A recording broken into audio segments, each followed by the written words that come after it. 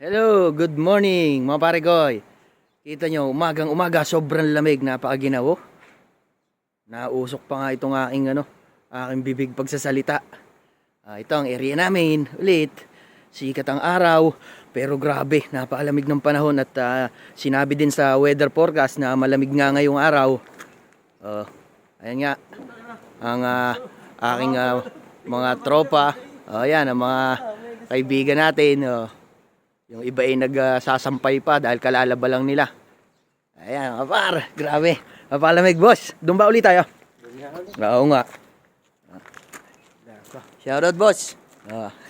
Ayun, kasama ko yun sa trabaho. Doon ulit kami sa amo namin.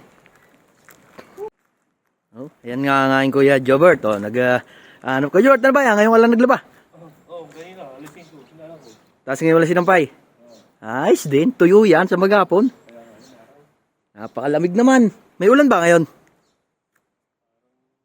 Parang wala naman, ano? Malamig lang talaga panahon, ano?